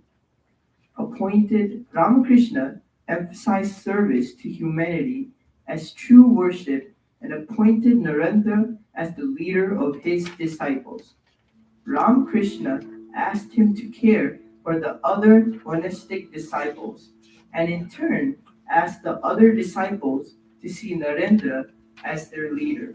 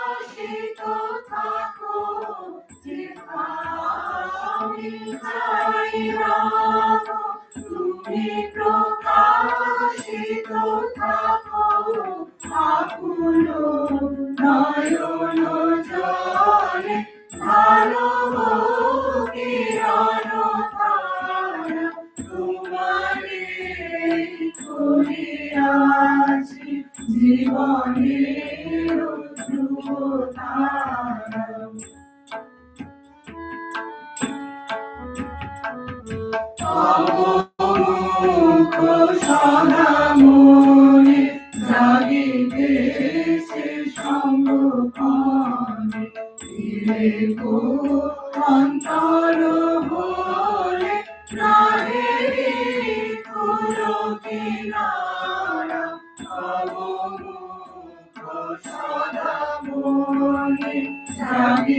হয়েছে সঙ্গপনে দিলে তো অন্তর ভরে নাহেরি ফুলো কিনারা কখনো বিপথে যদি নমিতে চাহে কখনো বিপথে যদি নমিতে চাহে অমনি অমুখেরি স্মরণে সে হয় সারা তোমারে করিয়াছি জীবনের ধ্রুবতারা সমুদ্রে আরো প্রভু ভাবনা তো পথহারা তোমারে করিয়াছি জীবনের ধ্রুবতারা।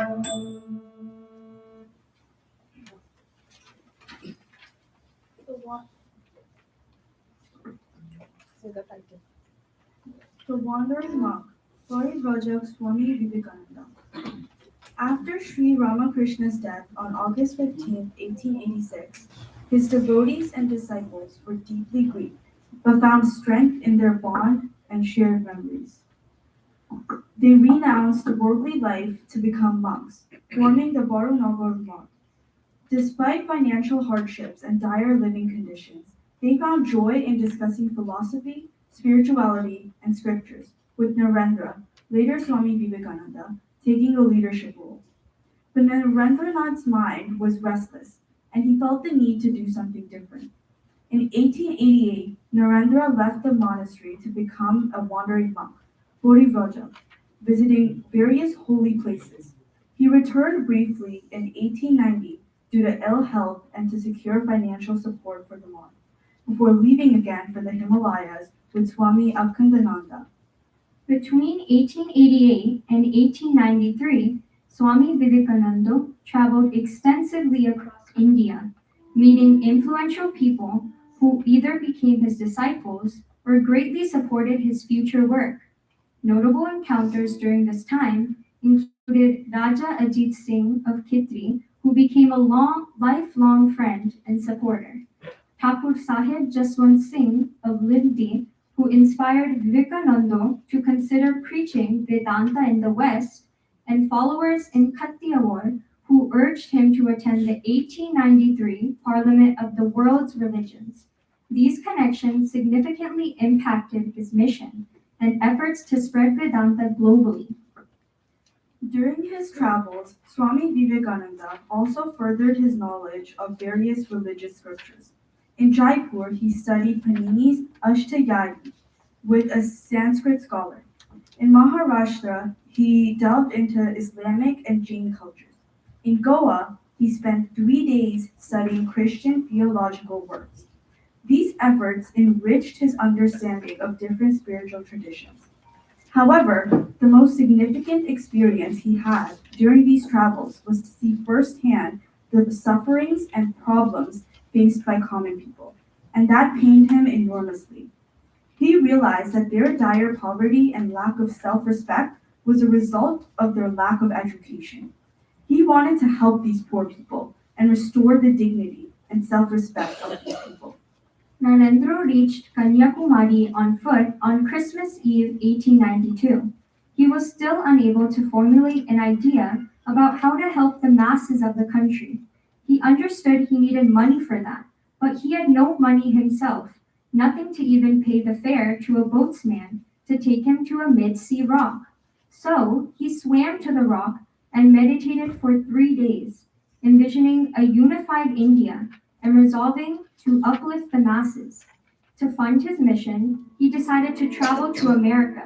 With the support of his disciples, especially Alasinga Purumal, he left for Chicago on May 31st, 1891.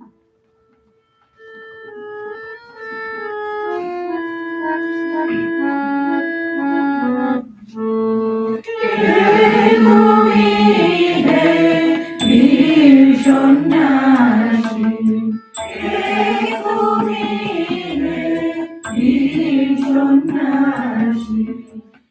ছিলে ধ্যানে তোমারি কাছে বিপদ সংকুল তরঙ্গ মাঝে কে তুমি হে বীর সন্ন্যাসী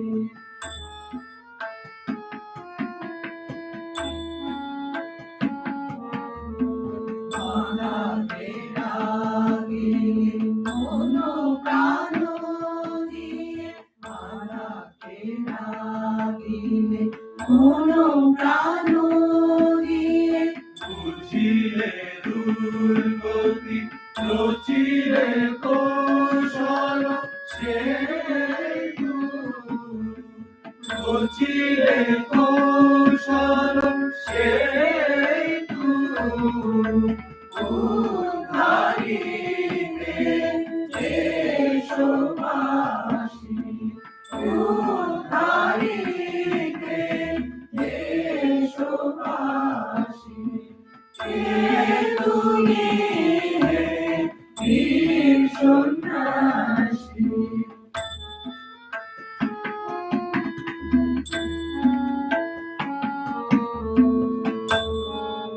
ঠাকুরের কাজে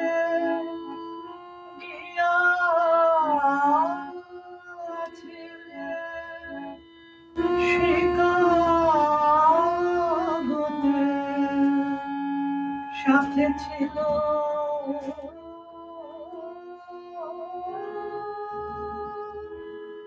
মা শারদা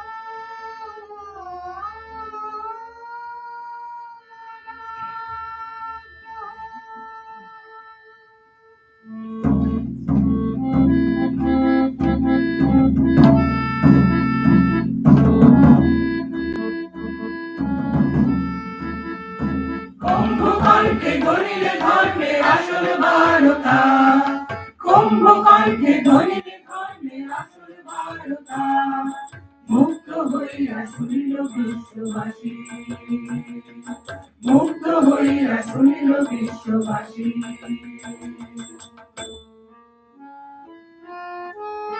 কে তুমি হে বীর সন্ন্যাসী কে তুমি হে বীর সন্ন্যাসী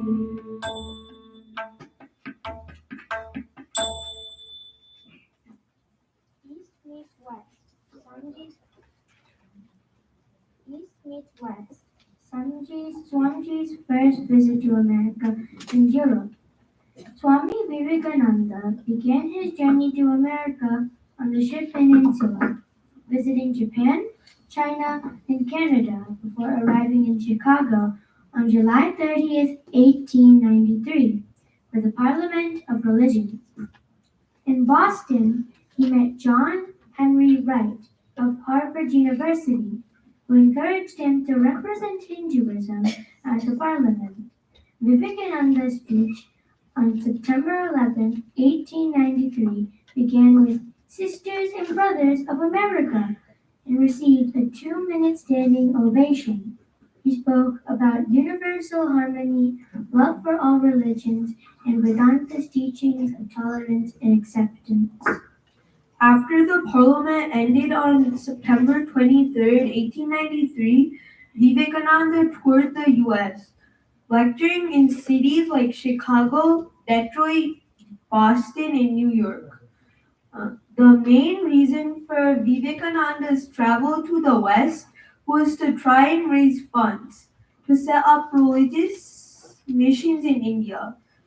However, his success in the US extended his mission, namely the establishment of Vedanta centers in the West. Vivekananda adapted traditional Hindu ideas to suit the needs and understandings of his Western audiences to raise funds for religious missions in India. In November 1894, he founded the first Vedanta Society in Manhattan, New York City, where he held weekly classes and discourses on the 4 yogas. By spring 1895, his busy schedule affected his health, so he moved to Thousand Island Park to rest and recuperate. There, he gave private lectures to his disciples for 2 months. His teachings from this period were compiled into a book called Inspired Talks, which bridged Eastern and Western ideas.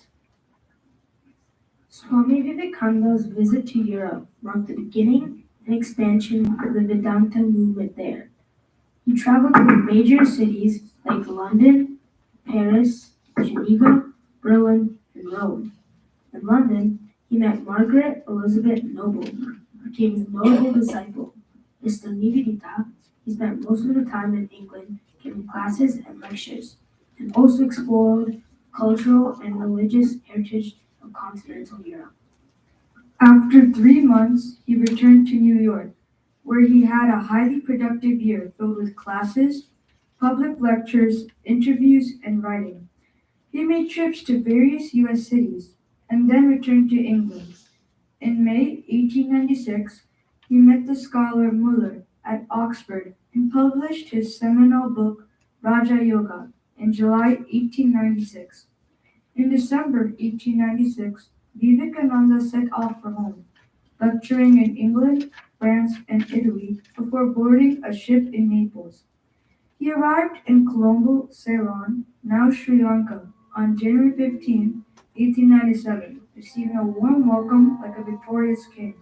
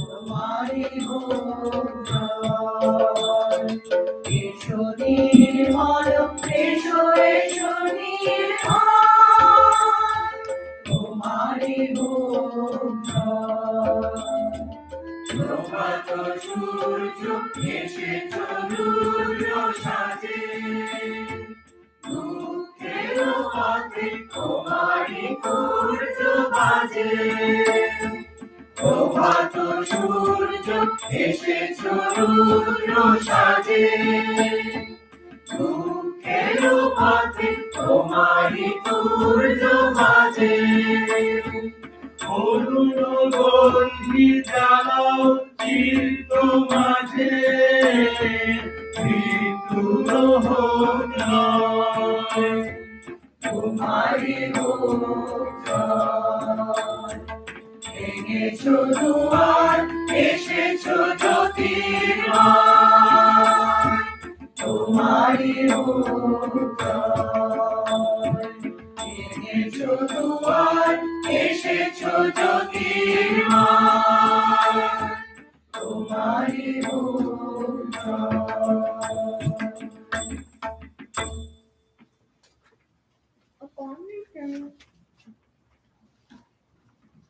Upon returning to India, Swami Vivekananda gave his first public speech in Colombo, Sri Lanka, and traveled extensively.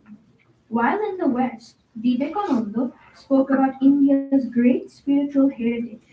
In India, he repeatedly addressed social issues, uplifting the people, eliminating the caste system, promoting science and industrialization, and addressing widespread poverty and ending colonial rule.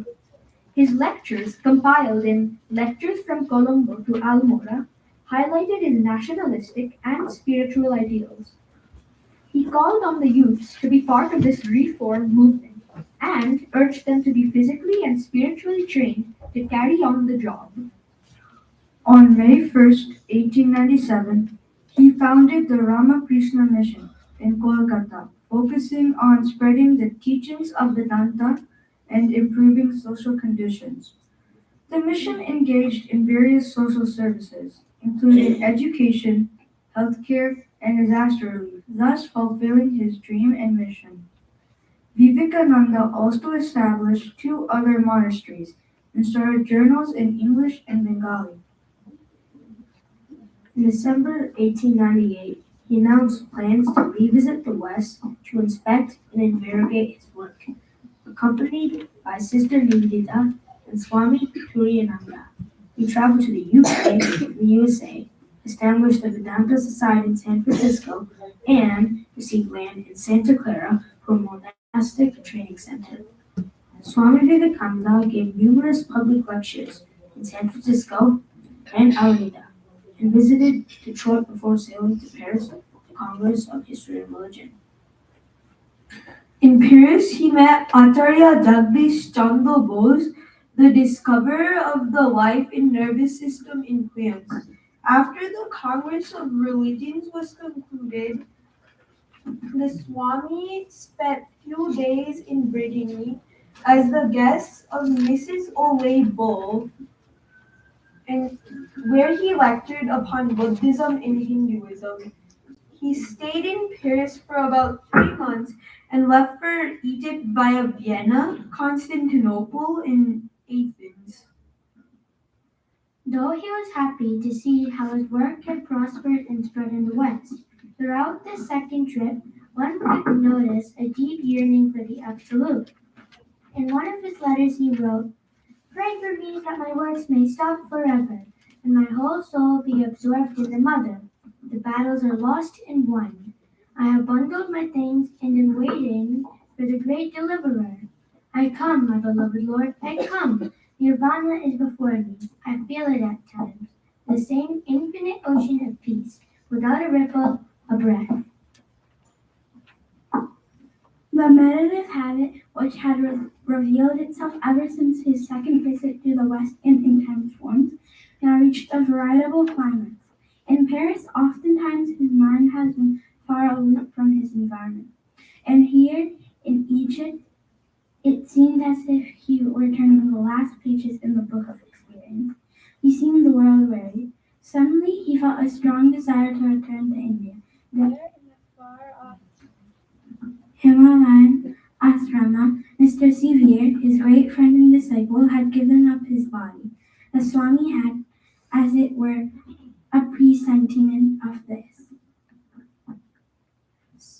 So without waiting a single day, he took the first steamer and came back to his motherland at the beginning of December 1900.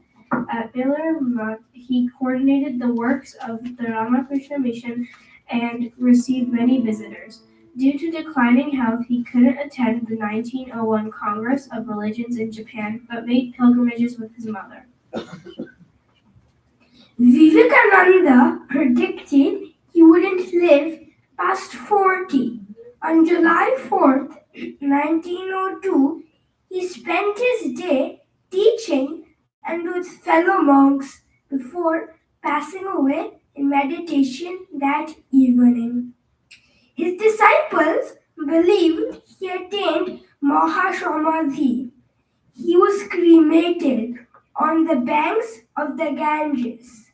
He left behind a legacy of spiritual, nationalistic, and educational reform that continues to inspire the world.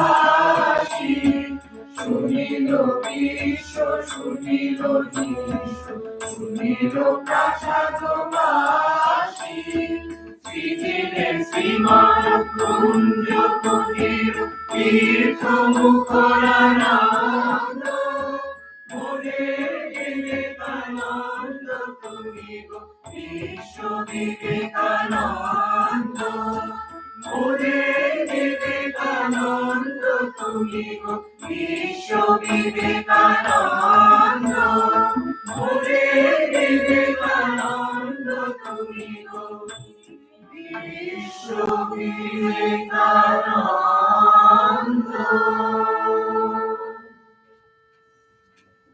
concludes our program.